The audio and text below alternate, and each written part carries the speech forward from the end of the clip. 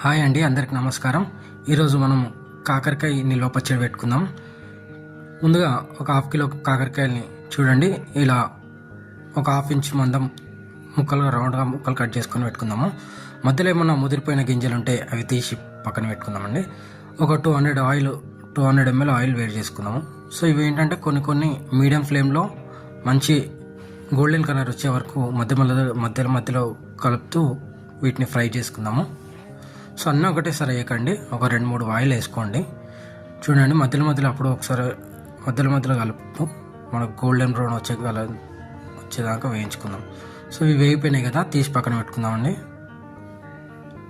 Almost వేగిపోయినాయి, తీసి పక్కన పెట్టుకుందాం. నెక్స్ట్ వాయి కూడా ఇట్లానే సేమ్ కొన్ని యాడ్ చేస్తూ మనకేంటంటే మాడిపోకుండా హై ఫ్లేమ్ పెట్టకుండా మీడియం ఫ్లేమ్లో ఫ్రై చేసేసుకుందాం. సో ఈ కాకరకాయలు అన్నిటినీ ఫ్రై చేసుకొని ఆ బౌల్లో తీసి పక్కన పెట్టుకుందామండి. ఇప్పుడు ఇదే ఆయిల్లో కొద్దిగా జీలకర్ర, ఇప్పుడు కచ్చాపచ్చా దంచి పెట్టుకున్న వెల్లుల్లి, కొన్ని ఎండుమిర్చి, ఒక 5-6 ఎండుమిర్చి, ఒక 2 రెబ్బల కరివేపాకు వేసి కొద్దిగా ఫ్రై చేసిన తర్వాత మనకు దీంట్లో ఒక 3 స్పూన్ల అల్లం వెల్లిగడ్డ పేస్ట్ యాడ్ చేసుకుందామండి.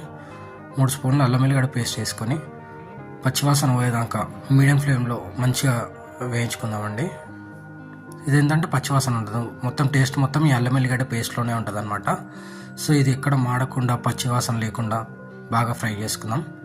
సో ఇది బాగా ఫ్రై అయిన తర్వాత ఇప్పుడు కారం యాడ్ చేసుకుందాం. చూడండి, ఈ గ్లాస్తోనే నేను ఒకటి 2 కంటే కొద్దిగా తక్కువ తీసుకున్నాను. సో సాల్ట్ అంటే 30 గ్లాస్ తీసుకున్నాను. సో చూసి వేసుకోండి మీరు. సో దీంట్లో ఏంటంటే ఒక 2 స్పూన్ల ధనియాల పొడి, 1-1.5 స్పూన్ల మెంతులు, జీలకర్ర, ఆవాలు మిక్స్ చేసిన పొడి, ఇది కూడా కలుపుకుందామండి. ఈ పౌడర్ వచ్చేసి మనకి కాలీఫ్లవర్ పికిల్లో చూపించాము. సో ఇవన్నీ మంచిగా కలుపుకొని ఒక్కసారి ఒక పొంగు వచ్చేదానికి ఉండండి, అని మరీ ఎక్కువసేపు పెట్టకండి, కారం మాడిపోతుంది. సో జస్ట్ వేడయ్యేదానికి ఉంచండి అంతే. సో ఇప్పుడు కొద్దిగా వేడైంది కదా, సో ఇప్పుడు ఏంటంటే మనము స్టవ్ ఆఫ్ చేసుకొని మనం వేయించి పెట్టుకున్న కాకరకాయలు ఉన్నాయి కదా, ఒకసారి వీటన్నిటికీ ముక్కలకి బాగా కారం పట్టేటట్టు మంచిగా కలుపుకుందాం. చూడండి, సో కాకరకాయలు అన్నిటికీ మంచిగా ఈ మసాలా కారం పట్టేటట్టు మంచిగా కలుపుకుందాం. సో ఇదేంటంటే మొత్తం చల్లారిన తర్వాత ఒక చిన్న నిమ్మకాయ రసం కలిపి పక్కన పెట్టేసుకుందామండి. అంతే అండి, కాకరకాయ ఎంతో రుచిగా ఉండే కాకరకాయ పచ్చడి రెడీ అయింది. సో మా ఛానల్ని చూస్తున్నారు, మా ఛానల్ కూడా సపోర్ట్ చేయండి, కొంచెం లైక్ చేయండి, షేర్ చేయండి. Thank you.